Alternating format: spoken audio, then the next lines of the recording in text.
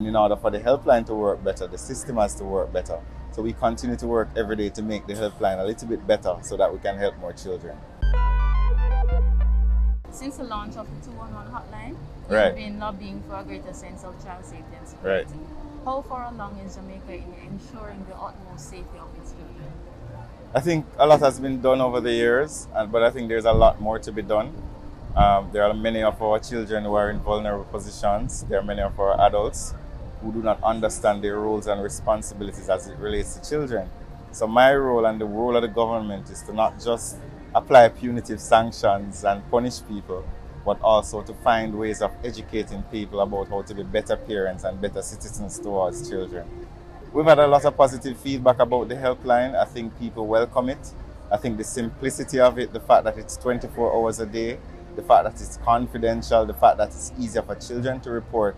A lot of persons have really reached out to the ministry and appreciated the helpline. But the helpline is not perfect because the helpline is part of a wider system. And in order for the helpline to work better, the system has to work better.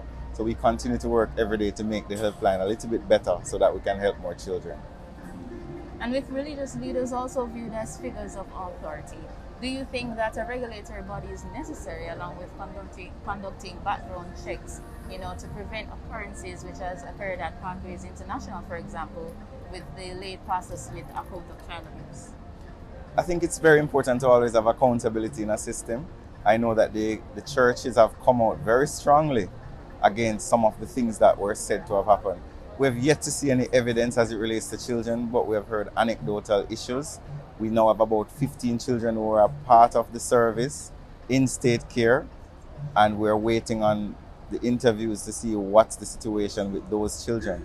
But it's always important in every system you have to have accountability because we're actually human and we're also prone to flaws, and there are persons who may use the church or the police force or the school as a kind of haven to perpetrate their nastiness. So we always need accountability. Oh.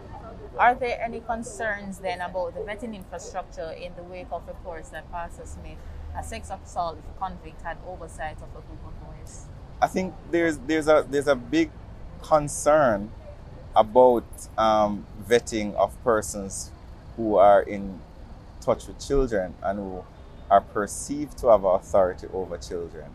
I think we have done very well in our education system to do background checks, but sometimes it's very challenging. We have our constitution guarantees freedom of assembly and guarantees freedom of religion.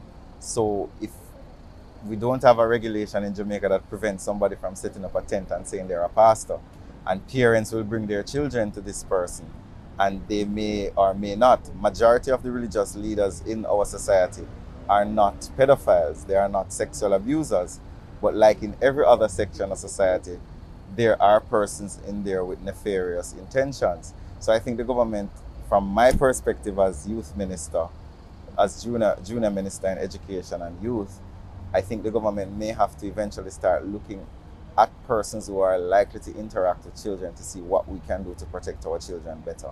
But I cannot pronounce on it because that has to be a policy decision by the government, and I'm not in charge of policy.